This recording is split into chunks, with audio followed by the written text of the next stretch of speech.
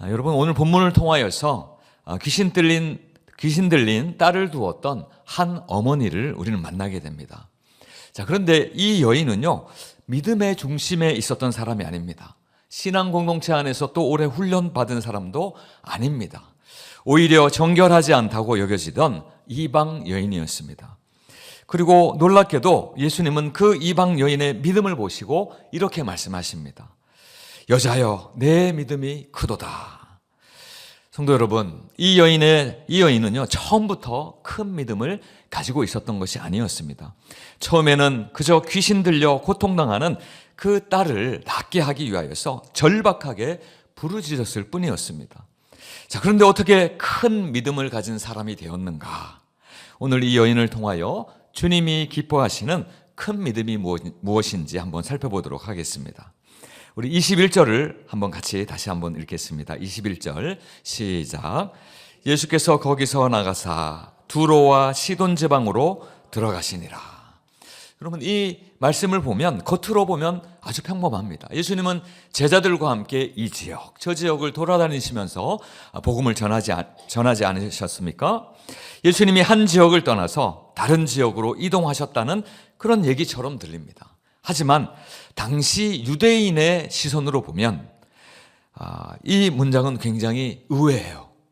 이 말씀은 굉장히 어찌 보면 좀 충격을 받는, 유대인으로서는 충격을 받는 장면입니다. 왜냐하면 이 두로와 시돈이라고 하는 이 지역은 갈릴리 위쪽에, 갈릴리 북쪽에 있는 대표적인 이방 도시였습니다. 우리 지도를 한번 볼까요? 예수님이 갈릴리 지역에서 사역을 하시다가 이제 위로 올라가시는 겁니다. 두로, 시돈 모두가 지중해를 끼고 있는 항구 도시였습니다. 이 도시들은 구약 시대 때부터 이스라엘과 긴장 관계에 있었던 지역입니다. 다음 화면을 볼까요? 보면 옛날 북이스라엘 왕국과 남유다 왕국이 있었을 때, 그때에도 위에 보면 페니키아 왕국이라는 이렇게 파란색으로 쳐진 데가 있고요. 그 밑에 보면 시돈과 티투스 되어 있는데요. 두로입니다. 시돈이 페니키아 왕국의 수도입니다. 그러니까 저 지역은 옛날부터 이스라엘의 어떤 신앙과 대비되는 아주 세속적인 신앙, 물질주의적인 신앙, 우상을 섬기는 그런 도시들, 또 그 사람들로 그렇게 알려져 있는 곳입니다. 예수님 당시에도 마찬가지입니다. 세속적인 문화가 번창하였던 곳, 바알 우상 숭배가 있었던 곳, 또 그리스, 또 로마 신들을 섬겼던 곳입니다. 유대인들에게 두로와 시돈은 단순히 그냥 외국에 있는 도시가 아니라 하나님의 언약의 밖에 있는 곳, 하나님의 언약 경계 밖에 있는 그런 땅이었습니다. 그러니까 정결한 유대인들과는 달리 부정한 사람들이 살고 있는 곳, 그런 곳이죠. 그런데 그곳에 예수님이 갔다고 하니까 유대인들로서는 의외라고 생각할 수 있습니다. 자, 그런데 오늘 본문이 이렇게 이야기합니다. 예수께서 거기서 나가사 들어가시니라. 두로와 시돈을 향하여 가셨다라는 말씀입니다. 이 말씀은 그저 우연히 지나가다가 들리셨다는 것이 아닙니다. 예수님이 의도적으로, 의식적으로 이 이방 땅 안으로 들어가신 것입니다. 예수님이 왜 이방 땅으로 제자들과 함께 들어가셨을까요? 오늘 본문의 바로 앞에 한 사건을 살펴보면 약간의 힌트를 얻을 수가 있습니다.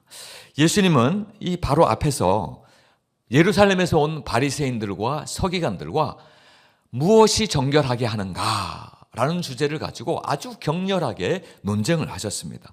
15장 2절과 3절인데요. 우리 교독해서 읽겠습니다. 그때의 바리새인과 서기관들이 예루살렘으로부터 예수께 나와 이르되 당신의 제자들이 어찌하여 장로들의 전통을 범하나이까? 떡 먹을 때에 손을 씻지 아니하나이까? 네, 지금 이 바리새인들과 서기관들이 예루살렘에서부터 갈릴리로 찾아와 가지고요. 무엇이 과연 사람을 깨끗하게 하는가? 무엇이 과연 사람을 더럽게 하는가? 그 주제를 가지고 예수님과 논쟁을 벌이는 것입니다. 제자들이 보니까요, 이 바리새인들이 보니까 제자들이 손도 씻지도 않고 음식을 먹는 거예요.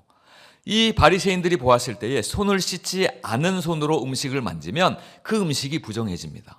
그리고 그 음식을 섭취하게 되면 그 몸도 어떻게 되는 거예요? 부정해진다는 것이죠.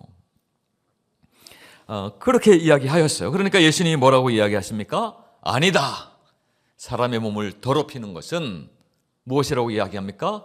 속에서 나오는 것, 마음에서 나오는 죄와 악과 사람을 미워함과 시기함과 분열함과 뭐 이런 것들이라고 분명하게 말씀하시는 것이죠. 외부에서 들어가는 것은 결코 사람의 몸을 부정하게 할 수 없다라고 이야기하는 것입니다.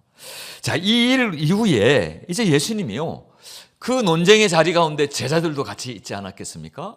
제자들에게 이제는 실제적으로 그 가르침을 주려 하는 거예요.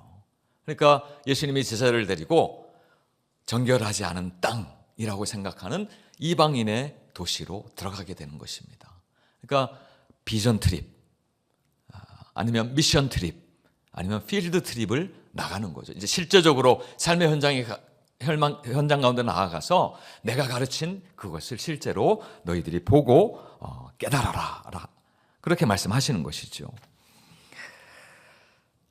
정결하다고 여기는 유대 땅을 지나 부정하다고 여기는 이방 땅으로 들어가신 것입니다. 그리고 바로 그 부정하다고 여겨지는 그 도시에서 한 여인, 한 어머니를 만나십니다. 22절 말씀인데요.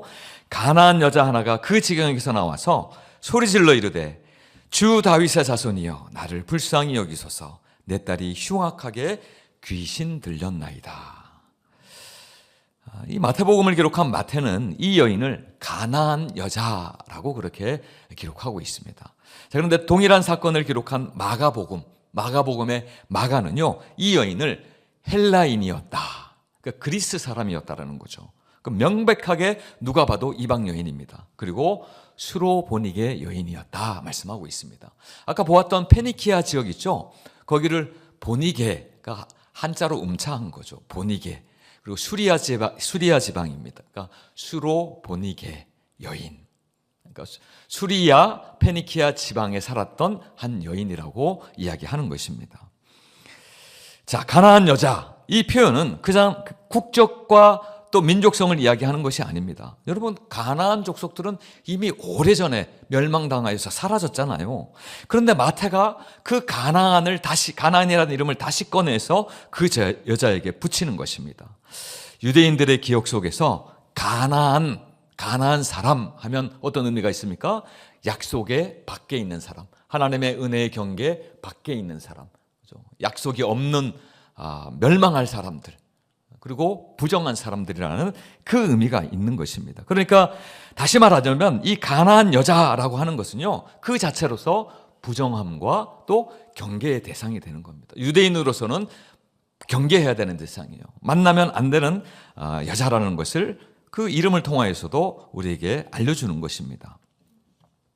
자, 그런데 바로 그 여인, 부정하다고 여겨지는 이방 여인인 그 여인이 예수님을 향하여서 이렇게 이야기합니다. 주 다윗의 자손이요.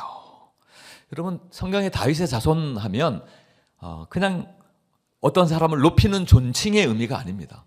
다윗의 자손이라고 하는 것은 구약부터 예언되어져 있는, 누구를 지칭하는 것입니까? 바로 구원자 되신 메시아요. 이런 의미랑 동일합니다. 다윗의 자손은 곧 메시아입니다. 나의 구원자시여 라고 부르는 것이죠.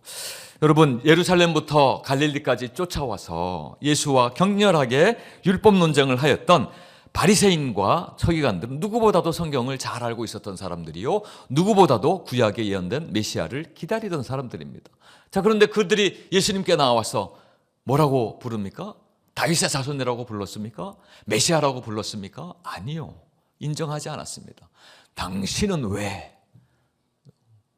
조금 높여주면 선생이시여, 이 정도로만 불렀어요. 그런데 지금 이방 여인이 예수님께 나와서 메시아시여, 나의 구원자시여 라고 그렇게 부르고 있는 상황인 것입니다. 이 이방 여인이 예수님의 메시아 정체성을 완전히 이해하였을까요?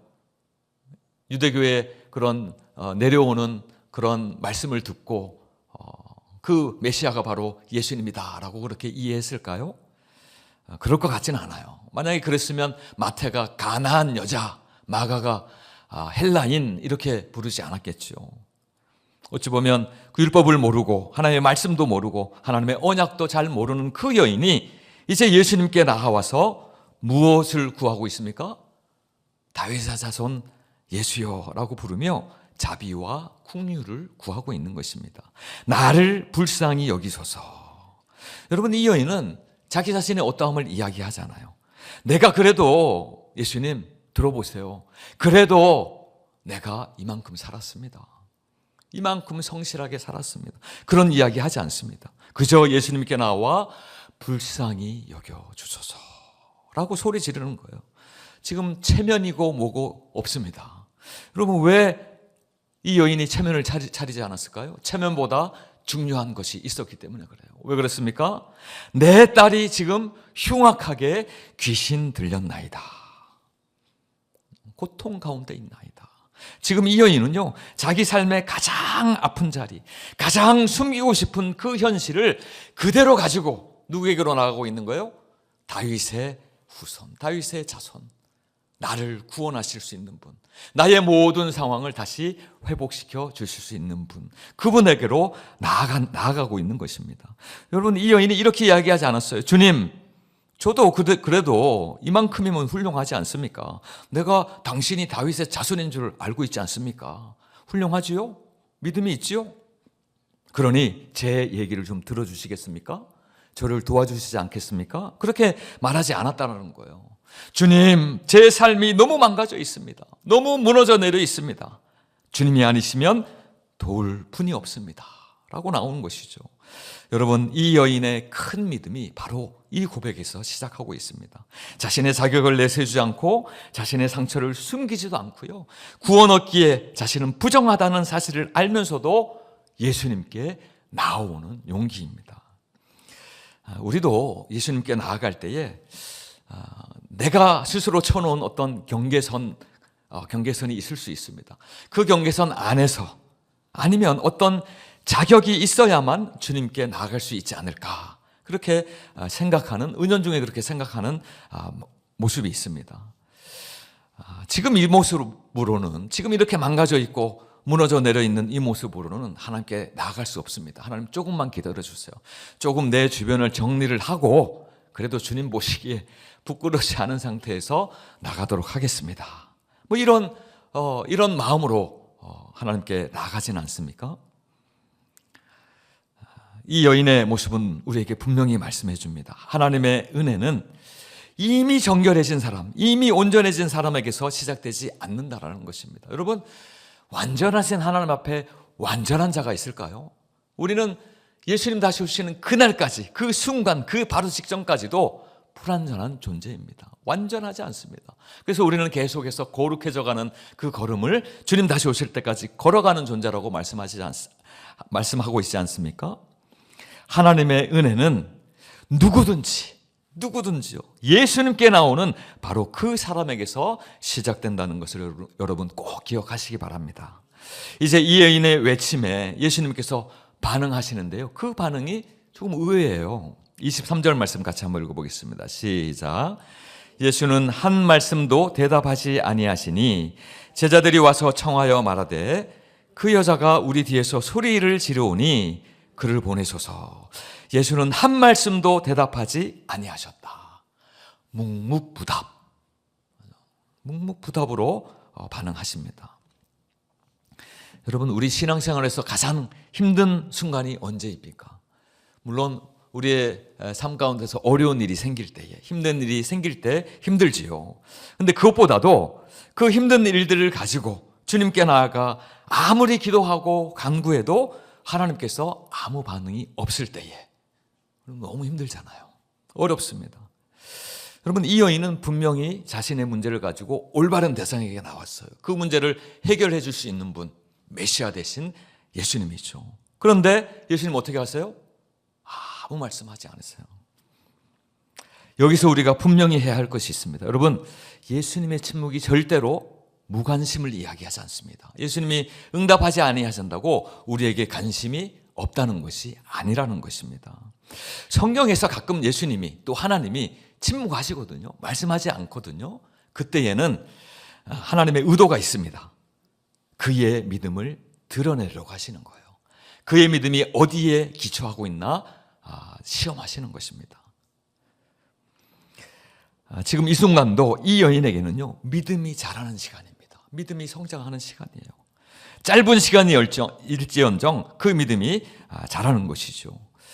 여러분, 만약에 하나님이 우리가 얘기하는 즉시, 우리가 기도하는 즉시, 간구하는 즉시 응답해 주신다면 믿음이 필요할까요? 믿음이 없어도 그냥 말하는 대로 다 응답하시는데 무슨 믿음이 필요합니까? 오히려 믿음이 약해지겠죠. 여러분, 믿음은 언제 필요합니까? 아무 일도 일어나지 않은 것처럼 보일 때, 바로 그때가 우리의 믿음이 가장 필요한 때인 줄로 여러분 믿으시기 바랍니다. 여러분, 큰 믿음은 응답이 있을 때만 믿는 믿음이 아니라, 물론 그때도 믿어야 되죠. 응답하셨기 때문에. 그러나 응답이 느려지고 응답이 없는 것 같은 그런 상황 가운데서도 주님을 잠잠히 신뢰함으로 그 앞에 머무는 믿음인 줄로 믿으시기 바랍니다. 자, 그런데 예수님의 침묵 앞에서 우리는 두 가지의 반응을 볼 수가 있습니다. 첫 번째는 제자들의 반응이에요. 제자들이 어떻게 반응합니까? 선생님, 저 여자가 소리치며 우리 뒤를 따라오니 쫓아버립시다. 그냥 돌려보내십시다. 여러분, 제자들은 예수님이 아무 말씀하시지 아니하시니까요. 이 여인이 크게 막 부르짖고 도움을 요청하여도 반응도 안 하시니까 이렇게 해석한 거예요. 그럼 그렇지, 저 부정한 이방 여인을 예수님이 도와줄 이유가 없다. 괜히 이방 여인과 말을 섞었다가는 우리도 부정해 줄 수 있거든. 그러니 예수님이 침묵하시는 거야. 우리로 저 여인을 쫓아버리라고. 그렇게 오해해 버립니다. 우리도 종종 이렇게 이야기하죠. 하나님이 침묵하시는 걸 보니 이 기도는 아닌 것 같다. 문이 안 열리는 거 보니 이 길은 아닌 것 같다. 여러분, 하나님의 침묵은 때때로 거절의 표시이기도 해요. 그거 아니야. 이번은 아니야. 그러나 꼭 그런 거절의 표시는 아닙니다. 때로는 그 하나님의 침묵, 예수님의 침묵은 우리의 믿음을 다시금 돌아보는 시간이고 걸러내는 시간이고, 때때로 우리의 중심이 어디에 있는지 그것을 주님 앞에 드러내는 시간인 것입니다. 자, 이제 여인의 반응을 한번 보겠습니다. 이 여인은 예수님의 침묵 앞에 어떻게 반응했을까요? 무슨 말을 했는지 성경이 기록하지 않아요. 왜냐하면 그는 말을 더하지 않고 그 자리 가운데 그 자리를 지켰기 때문에 그렇습니다. 그 여인이 떠나지 않아요. 예수님 침묵하신 것, 나를 거절하는구나, 나를 거절하시는 표시구나 하고 그냥 집으로 돌아가거나 다른 곳으로 가지 않습니다. 여인의 믿음은 이 침묵, 예수님의 침묵을 이해했기 때문에 그렇게 된 것이 아니고요. 사실은 그 침묵을 오롯이 견뎠기 때문에 그 믿음이 유지된 것입니다. 여러분, 큰 믿음은 하나님의 뜻을 다 이해하고 다 알기 때문에 생기는 게 아니에요. 비록 잘은 모를지언정, 또 잘 이해하지 못했을지언정 하나님 앞에서 떠나지 않는 태도에서 자라게 됩니다. 이 여인은 이렇게 말하고 있는 것 같아요. 주님, 왜 침묵하시는지 잘은 모르겠습니다. 그러나 제가 주님 외에 갈 곳은 없습니다. 이 믿음을 가지고 그 앞에 잠잠히 있는 것입니다. 하나님이 침묵하시는 것은 우리의 믿음을 낙심하게 하심이 아니요, 또 약하게 하려 하심이 아닌 것을 말씀하고 있습니다. 과연 하나님께 근거한 믿음인가? 하나님의 말씀 위에 온전하게 서 있는, 그렇게 세워진 믿음인가? 보시기 원하는 것이죠. 여러분, 제자들은 예수님의 침묵 앞에서 사람들을 쫓아내고 떼어내는 선택을 했습니다. 오해한 것이죠. 100% 예수님을 오해한 것입니다. 자, 그런데도 이 이방 여인은요, 예수님의 침묵에도 주님 앞에 있는 거예요. 그대로 있는 거예요. 그 선택을 한 것입니다. 여러분, 우리의 모습은 어떻습니까? 열심히 기도했는데도 아무 변화가 없을 때, 하나님이 멀게만 느껴질 때에, 말씀이 잘 안 들릴 때, 그때 우리는 무엇을 합니까? 에이, 아닌가 봐.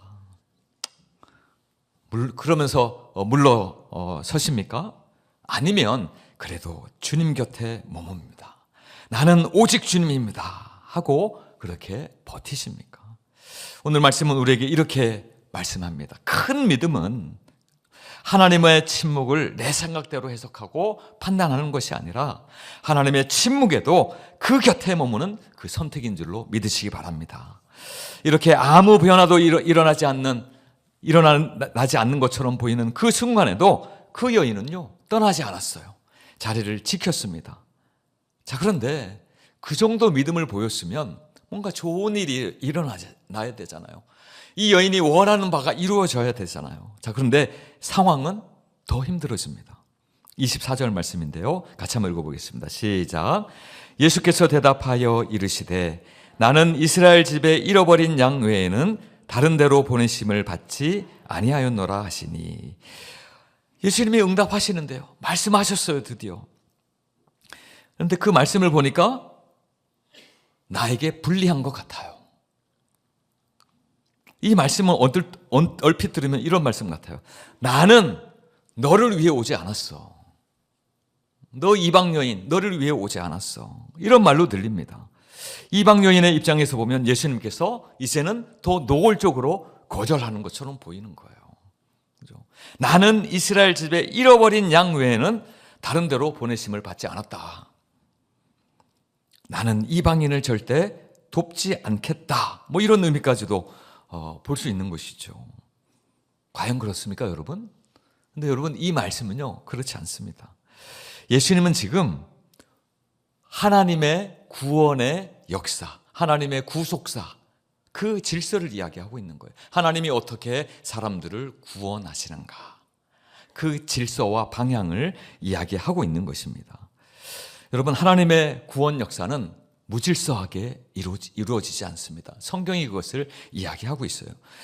사도 바울도 그 하나님의 구원의 놀라운 역사를 이렇게 증거하고 있습니다. 로마서 1장 16절 말씀입니다. 이 복음은, 구원하시는 놀라운 복음은 모든 믿는 자에게 구원을 주시는 하나님의 능력이 됨이라. 먼저는 유대인에게요, 그리고 헬라인에게로다. 하나님이 먼저 구원하실 때에 이스라엘을 선택하셨고 그 이스라엘을 통하여 열방을 구원하신다라는 것을 말씀하고 있는 것입니다. 그러므로 이 말씀, 우리가 방금 전에 읽었던 그 말씀은요, 사실은 구원의 우선순위에 대한 말씀이에요. 먼저는 유대인이요, 그 다음이 너희들이다 라고 이야기하는 거죠. 그러니까 아직은 때가 되지 않았다 라는 것을 먼저 말씀하시는 것입니다. 자, 그런데 이 여인이 이 말씀을 어떻게 받아들였습니까? 거절로 받아들였습니까? 그렇다면 나는 대상이 아니네요. 구원의 대상이 아니네요. 하고 돌아설 수도 있었을 것입니다. 왜 나는 안 됩니까? 당신이 신이 참되신 신 아니십니까? 왜 나를 구원하지 않으십니까? 왜 나는 안 됩니까? 불공평합니다. 따지고 그렇게 항의할 수 있습니다. 자, 그런데 그 여인은 그렇게 하지 않았어요. 여기에 또 이 여인의 믿음이 드러납니다. 이 믿음을 보면요, 어떤 믿음이냐면 하나님을 내 생각에 맞추지 않아요. 하나님의 뜻을 내 생각대로 판단하지 않습니다. 오히려 나의 생각을 하나님께 맞추는 믿음으로 이 여인이 나아가는 것입니다. 여러분, 사실 이 여인이 이 자리에서 예수님의 말씀을 듣고 돌아가도 전혀 이상하지 않습니다. 나는 유대인을 위하여 왔어, 뭐 이런 말씀이니까요. 예수님이 처음에 침묵하셨고 제자들은 또 얼마나 눈치를 주었습니까? 제자들이 불편해했잖아요, 이 여인을. 또 예수님의 말씀은 하나님의 구원 질서를 분명히 선언하시면서 마치 이방인인 나는 그 구원에서 제외되어 있는 것처럼 그렇게 말씀하셨습니다. 보통 사람이라면 여기서 마음이 상하고 마음에 상처를 입고 나는 아닌가 보구나, 나는 제외되어 있구나 하고 그렇게 돌아서야 합니다. 그런데 그 여인은 그렇게 하지 않습니다. 25절 말씀, 여자가 와서 예수께 절하며 이르되 주여 저를 도우소서. 그 상황 가운데서도 이 여인은 멀어지지 않고 오히려 더 예수님께로 나아가는 거예요. 더 예수님께로 다가옵니다. 여러분, 우리의 믿음은 언제 시험 받습니까? 하나님의 말씀이, 하나님의 응답이 내 기대와 다를 때에 시험을 받아요. 그것이 바로 이 여인의 상황입니다. 자, 그러나 이 여인은 물러서지 않고 오히려 한 걸음 더 주님께로 나아갑니다. 더 이상 자신을 더 설명하려 하지도 않습니다. 어떤 논리를 가지고 나아가지도 않아요. 아까 말씀드렸던 당신이 신이시라면 왜 나를 구원하지 못하십니까? 나의 상황을 회복시켜 주시지 못합니까? 이런 이야기도 하지 않습니다. 오히려 몸을 낮추고 겸손히 주님, 저는 더 이상 당신께 설명할 말도 없습니다. 무엇을 주장할 것도 없습니다. 그러나 주님께 기대는 것은 포기하지 못합니다. 여러분, 우리의 믿음은 어떻습니까? 때로 하나님의 말씀과 응답을 듣고 나서도 마음이 더 어려워질 때가 있어요.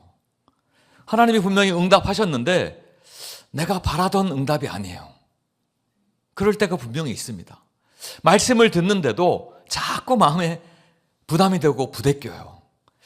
하나님, 이 말씀은 제 옆에 있는 분에게 하셔야 될 것 같은데 왜 자꾸 저에게 감동을 주십니까? 저 상황 다 아시잖아요. 하나님이 주시는 말씀 저는 못합니다. 그거 순종하지 못합니다. 그렇게 우리가 나아갈 때가 있습니다. 그런데 그때에 이 여인은 오히려 예수님께 더 가까이 나가는 믿음의 선택을 한 것이죠. 여러분, 큰 믿음은요, 말씀 앞에서 멀어지고 도망치는 게 아니라 다시 그 말씀 앞으로 나아오는 결단인 줄로 믿으시기 바랍니다. 이 가나안 여인의 믿음은요, 여러분 생각했을 때 지금 이 순간 이미 충분해요. 하나님, 예수님이 침묵하셨고 제자들은 눈치를 주었고 또 구원은 유대인에게 있다. 이방인들은 글쎄 뭐 이런 모습으로 나오는 예수님에 대하여서요, 이제는 포기할 만도 해요. 에휴, 차라리 의사를 찾아가지, 아니면 용한 점쟁이를 찾아가지, 무당을 찾아가지, 그렇게 해도 충분합니다. 그런데 어떻게 합니까? 더 예수님께로 나와요. 이미 그의 믿음은 충분한 믿음이에요. 대단한 믿음입니다. 자, 그런데 예수님이 또 말씀을 이 여인에 대해서 하시는데요, 더 힘든 말씀을 하세요. 더 어려운 말씀을 하시는 거죠. 26절 말씀 우리 같이 한번 읽어보겠습니다. 시작. 자녀의 떡을 취하여 개들에게 던짐이 마땅하지 아니하니라. 여러분, 이 말씀을 처음 들으면 어떠세요? 예수님이 하신 말씀 맞나? 옆에 있던 베드로가 한 말 아니야? 예수님이 이렇게 과격하게 말씀하시다니, 그 이방 여인이 마음에 상처를 입었겠구나. 그 여인이 마음에 심한 모멸감을 느꼈겠구나 할 수 있는 그런 말씀이에요. 자녀의 떡을 취하여 개들에게 던짐이 마땅하지 아니하다. 여기서 개는 누구를 이야기하고 있나요? 예, 이방 여인, 그 이방 여인. 그렇죠. 누가 봐도 다 알 수 있는 비유입니다. 자녀는 누구예요? 유대인들. 떡은 무엇입니까? 구원의 은혜, 하나님이 주시는 은혜, 회복의 은혜, 그 은혜를 이야기하지요. 누가 들어도 이방인들을 무시하고 이방인들을 개와 같이 그렇게 취급하는 심각한 모욕입니다. 그 당시에 유대인들이 이렇게 이야기했다면 그건 진짜 모욕감을 주는 거예요. 이방인들에 대해서. 유대인들은 이방인들을 어떻게 여겼습니까? 구원받지 못한 부정한 자들로, 마치 개와 같은 그런 존재들로 무시하지 않았습니까? 근데 예수님이 지금 이 비유를 드시면요, 그런 차원에서 하신 것이 아닙니다. 이방인을 개처럼 여겨서 그렇게 하신 비유는 아닙니다. 잘 들어보세요. 개라고 번역된 이 특별한 단어가 있는데요, 여기서 쓰인 이 개라고 하는 단어는 사실은 작은 강아지들, 작은 개를 이야기합니다. 다시 이야기하자면 집 안에서 기르는 애완견. 예수님 당시에도 이 로마 문화 가운데서 애완동물들이 있었습니다. 고양이나 개나 원숭이나, 원숭이도 애완동물로 길렀다고 해요. 그런 부조라든가 뭐 조각상이라든가 또 그런 기록들도 나옵니다.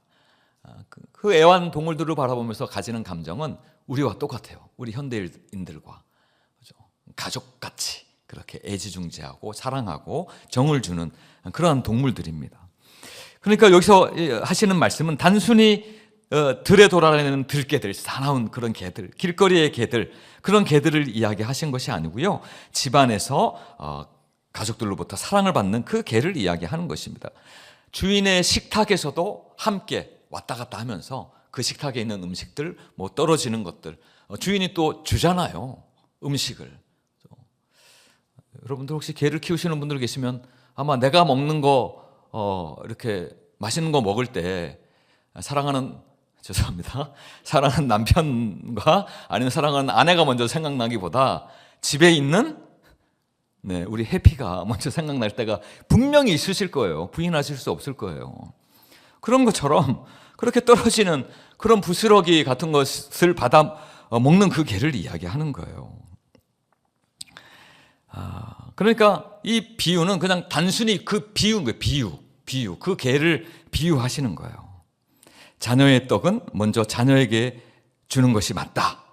이 비유를 이야기하고 싶어 하시는 거죠. 그러니까 어찌 보면 구원의 순서, 유대인, 그 다음 이방인, 그것과 좀 같이 가는 그런 비유입니다.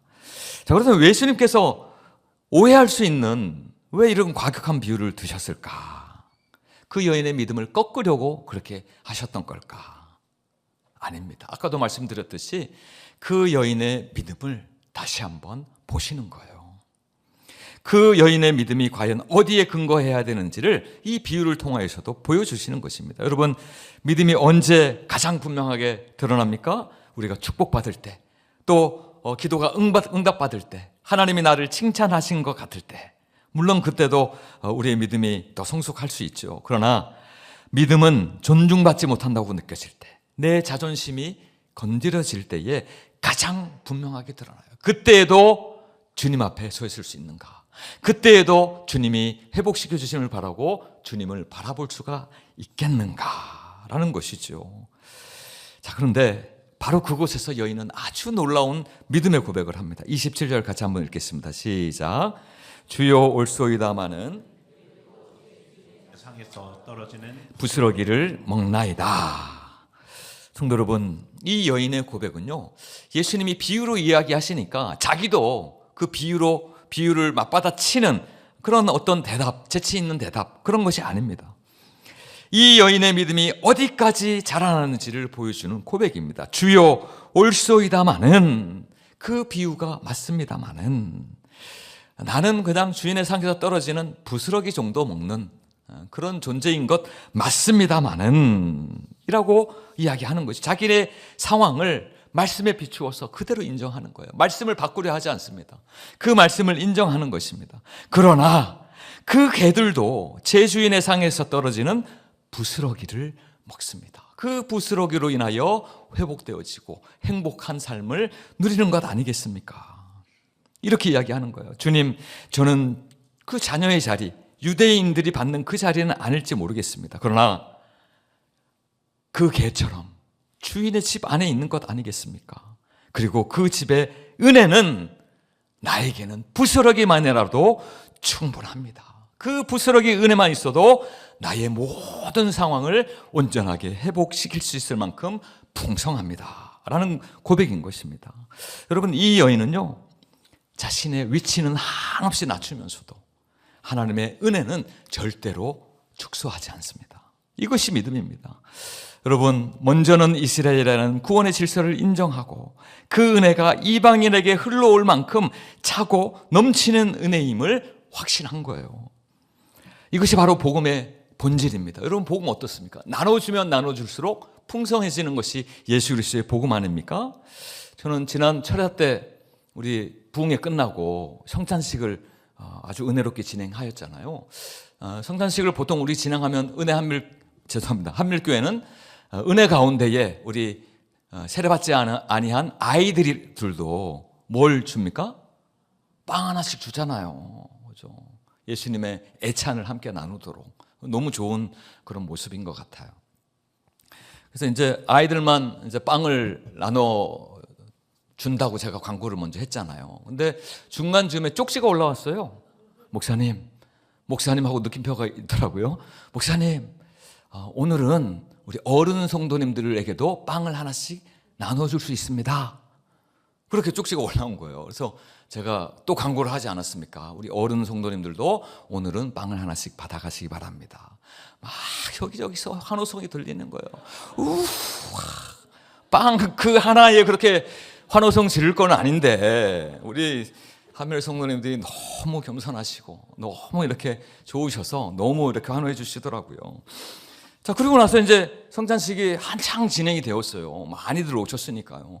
그런데도 좌우를 이렇게 보니까 우리 장로님들이 막 웅성웅성 하는 거예요. 빵이 남네. 빵이 남는데요, 목사님. 막 이러는 거예요. 그러니까 테이블에도 빵이 있고요. 장로님들이 또 밑에서 막 꺼내려고 하는 거예요, 빵을. 그래서 아니, 이게 무슨 조화인가. 오병이어의 역사가 이 테이블 밑에서 지금 장로님들이 있는 데서 막 막 빵이 계속 이렇게 불어나는 것 아닌가. 뭐 그런 일은 없겠죠. 근데 되게 신기했어요. 아니, 빵을 얼마나 준비하셨길래 빵이 진짜 남았어요. 다 끝났는데 남았어요. 그리고 또 광고하지 않았습니까? 우리 빵을 더 드시고 싶으신 분들은 누구든지 나오십시오. 그러고서 또 많이 받아가셨어요. 그러고서도 남았어요. 박스에 많이 남아있더라고요. 물론 이제 준비하신 분들이 하나님의 은혜 가운데 그렇게 풍성하게 준비하여 주셨겠지요. 자, 어쨌든 복음의 풍성함이 바로 그런 모습인 것을 저는 또 경험을 하게 되었습니다. 여인은요, 상 위의 떡, 그죠? 그 떡을 달라고 하지 않았습니다. 자녀의 자리를 달라고 하는 것도 아닙니다. 부스러기라도 좋습니다. 근데 자세히 보면요, 이 여인의 고백 가운데 어떤 믿음이 있는지 아세요? 하나님의 은혜의 능력을 가장 크게 보는 그 믿음이 있는 거예요. 하나님께는 조금이라도, 그 조금이라도, 조금의 은혜라도 나에게 있으면 나의 모든 문제가, 나의 모든 기도의 제목들이 해결되고 응답받을 수 있습니다 라고 하는 그 고백인 것입니다. 성도 여러분, 큰 믿음은요, 이 여인에게 있었던 큰 믿음은 항상 큰 것만 구하는 것이 아니에요. 큰 믿음은 하나님이 주시는 것은 작은 것이든 큰 것이든 그것이면 충분합니다. 그것이면 귀신 들린 나의 딸도 온전하게 회복될 줄로 믿습니다 라고 하는 그 고백인 줄로 믿으시기 바랍니다. 여러분, 이 고백 이후에 예수님이 최종적으로 선언하십니다. 28절 같이 한번 읽겠습니다. 시작. 예수께서 대답하여 이르시되 여자여 내 믿음이 크도다. 내 소원대로 되리라 하시니 그때로부터 그의 딸이 나으니라. 여러분, 이 여인은 처음부터 예수님께 나올 때부터 큰 믿음을 가진 사람이 아니었어요. 처음에는 그저 귀신 들린 자기의 딸을 살리려고 하는 한 어머니의 외침이었습니다. 그러나 여러분, 이 여인의 믿음이 얼마나 성장하였습니까? 예수님이 이 여인의 고백을 보고 그 믿음을 보고 여자여 라고 했는데 사실은 원어 성경에 보면 감탄사 하나가 들어있어요. 오라고 되어 있어요. 우리 오메가 할 때 알파벳 오메가 있죠? 그 알파벳 오메가가 하나 딱 들어있어요. 오라고 읽습니다. 오. 예수님이 오라고 했다는 거예요. 그 마음 가운데 큰 기쁨을 가지고 그 여인의 큰 믿음을 보니까 너무 기쁘신 거예요. 그 믿음을 가지고 감탄하면서 오 여자여 너의 믿음이 크도다. 이것은 예수님을 기쁘시게 한 그 어머니, 그 여인의 믿음이었던 것입니다. 사랑하는 성도 여러분, 말씀을 맺습니다. 예수님은 우리에게 완전한 믿음을 찾으시지 않으세요. 주님 곁에 끝까지 머무는 믿음을 보십니다. 그리고 그 믿음을 향해 언젠가 이렇게 말씀하실 것입니다. 오 너의 믿음이 크도다. 예수님의 이 감탄과 선언이 오늘 이 자리에 있는 우리 모든 한밀의 성도님들 귀에도 들려지기를 간절히 소망합니다. 이 시간 상황이 달라지지 않아도 때로 응답이 더딘 것처럼 느껴져도 주님 앞에 끝까지 머무는 그 믿음으로 승리하는 우리 모두 되시기를 예수 이름으로 간절히 축원드립니다.